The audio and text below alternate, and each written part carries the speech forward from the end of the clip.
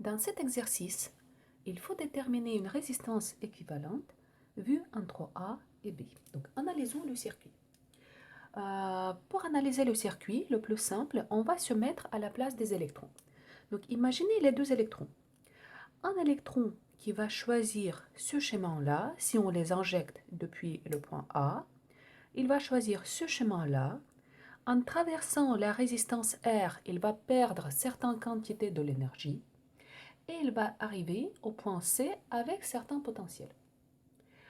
On prend l'autre électron, il va choisir ce chemin-là, il va traverser exactement la même résistance R, il va perdre exactement la même quantité de l'énergie et il va arriver au point D avec le même potentiel que le premier électron. Donc, le potentiel au point C et le potentiel au point D sont les mêmes. Donc, je vais écrire le phi au point C est le même que le phi au point D. Dans ce cas, cette branche se comporte comme un simple fil. Donc, je peux remplacer cette branche qui en réalité contient une résistance mais qui sert absolument à rien. Je peux remplacer cette branche par un simple fil, dû au fait que le potentiel au point C est le même que le potentiel au point D. Et ceci est possible uniquement pour cette configuration bien spécifique quand les deux résistances sont les mêmes. Donc, je vais redessiner mon schéma. Donc, A, cette résistance R, C, D, deuxième résistance R et B. Et là, nous avons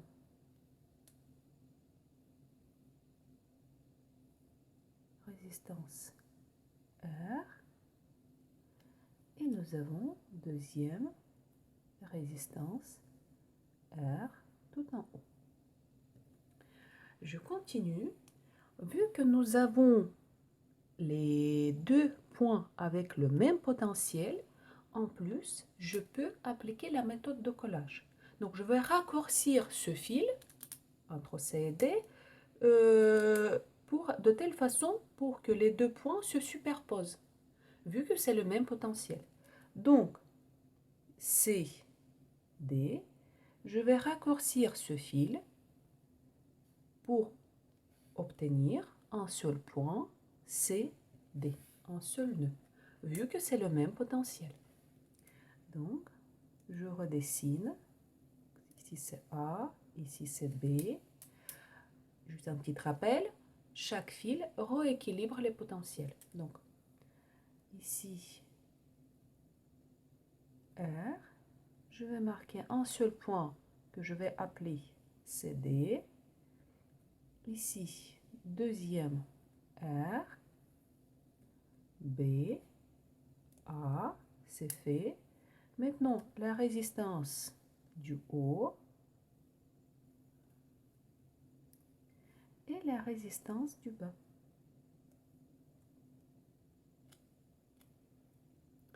On voit que les deux résistances se situent entre les deux nœuds consécutifs, entre ce nœud-là et le nœud CD. Donc, nous pouvons les remplacer par une résistance équivalente. Les deux résistances sont en parallèle.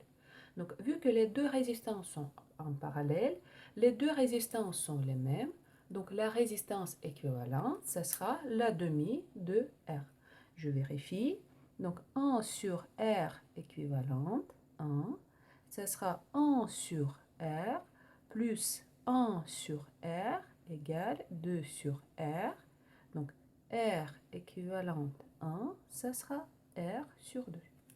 Donc ici, nous avons R équivalente 1. La même chose est vraie pour les deux autres résistances. Donc ces deux résistances se situent également entre les deux nœuds consécutifs. Donc la résistance équivalente, ça sera R sur 2. Donc je redessine mon schéma. Donc A, R sur 2, C, D, R sur 2, B. Maintenant, le point CD ne joue plus le rôle d'un nœud. C'est le point d'intersection de seulement deux fils, donc il n'y a pas de séparation de courant. Donc les deux résistances sont en série. Et nous pouvons calculer une résistance équivalente. Je vais présenter là. R équivalente. Comme la somme de deux résistances, R sur 2 et R sur 2. Donc ça sera, la résistance équivalente, ça sera égal à R. Donc ce circuit-là, de point de vue d'électronique, se comporte comme une simple résistance R.